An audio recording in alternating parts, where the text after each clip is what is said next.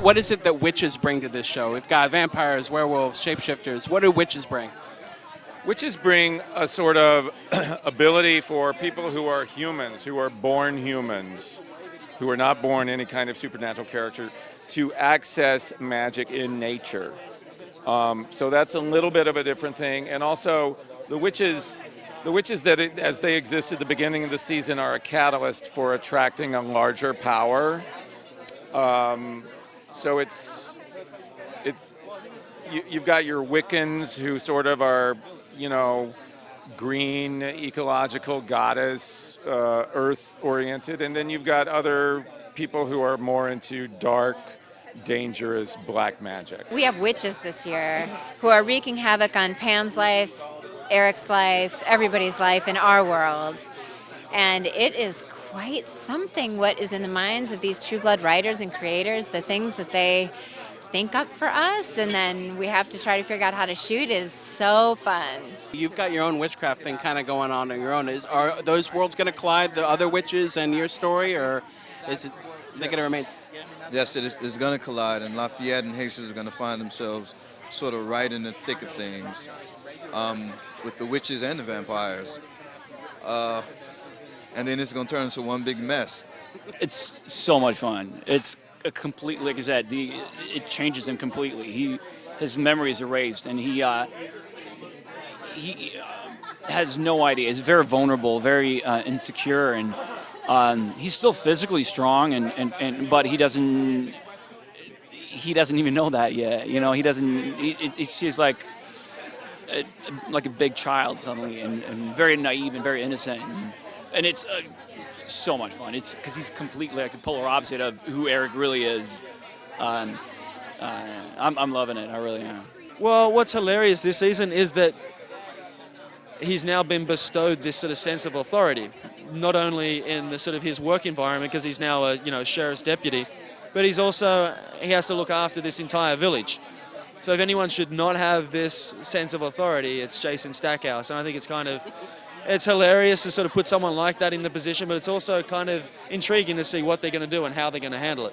What can we expect this season from Tara? Is she finding things better in her life? Well, yeah, I think there's a little bit of happiness and stability, and I think it's a new Tara, and I think people will be surprised to sort of see what she's been up to.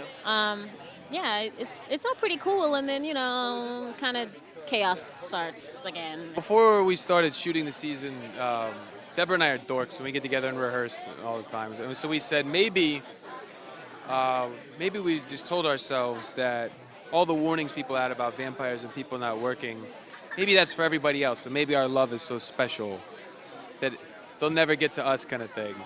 And when the season begins, we're in the midst of life proving to us that maybe we were wrong.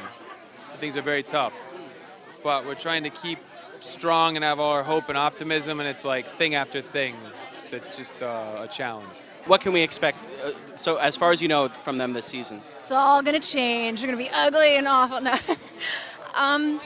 Hoyt and Jessica are absolutely in love, and it's real and it's true. But this is a really difficult place to live right now and be a vampire, and then to be a vampire lover as well.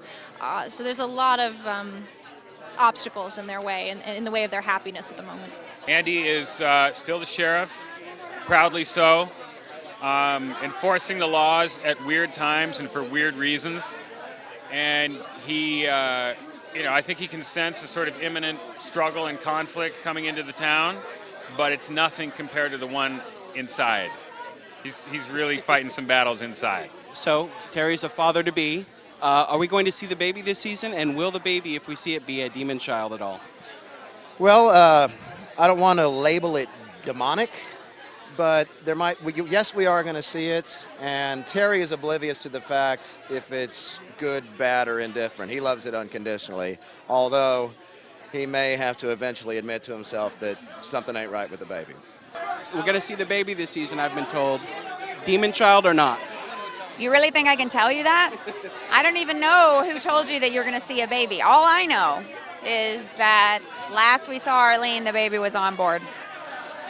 And I will say that the problem grows exponentially. I will put it that way. I think that he would argue that everything he's done was out of love. And I think he got himself into such a difficult situation because his love surprised him. So some of the things that he'd been sent to do were things that he had to do because of his place in vampire society, and he didn't expect to fall in love. And so he couldn't go back and change those things because it was his job. And then he's found himself in love with this person, and so I think he will try and redeem himself in some way.